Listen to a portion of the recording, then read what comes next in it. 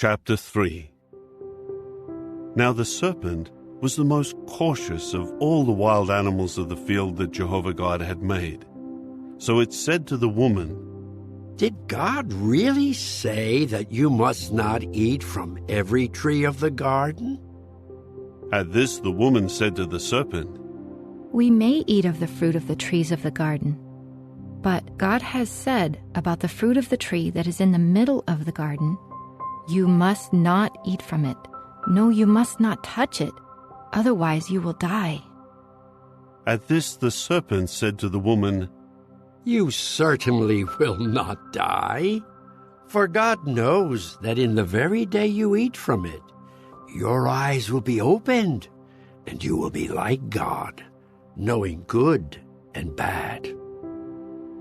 Consequently, the woman saw that the tree was good for food, and that it was something desirable to the eyes. Yes, the tree was pleasing to look at. So she began taking of its fruit and eating it. Afterward, she also gave some to her husband when he was with her, and he began eating it. Then the eyes of both of them were opened, and they realized that they were naked. So they sewed fig leaves together and made loin coverings for themselves. Later they heard the voice of Jehovah God as he was walking in the garden about the breezy part of the day. And the man and his wife hid from the face of Jehovah God among the trees of the garden. And Jehovah God kept calling to the man and saying to him, Where are you? Finally he said, I heard your voice in the garden, but I was afraid because I was naked, so I hid myself. At that he said, Who told you that you were naked? Have you eaten from the tree from which I commanded you not to eat? The man said, The woman whom you gave to be with me, she gave me fruit from the tree, so I ate. Jehovah God then said to the woman, What is this you have done? The woman replied, The serpent deceived me, so I ate. Then Jehovah God said to the serpent, Because you have done this, you are the cursed one out of all the domestic animals, and out of all the wild animals of the field. On your belly you will go, and you will eat dust all the days of your life.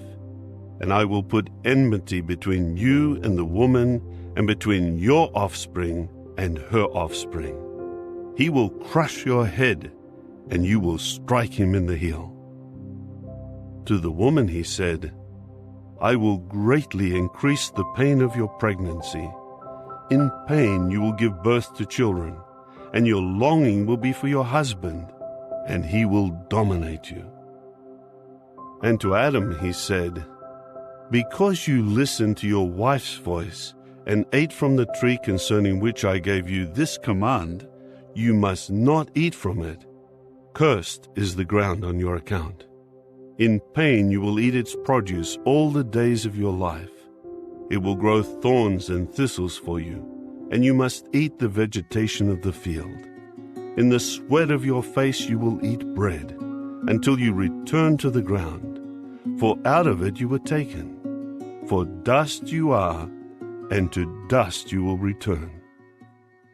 After this, Adam named his wife Eve, because she was to become the mother of everyone living. And Jehovah God made long garments from skins for Adam and for his wife, to clothe them. Jehovah God then said, Here the man has become like one of us, in knowing good and bad. Now in order that he may not put his hand out and take fruit also from the tree of life, and eat and live forever.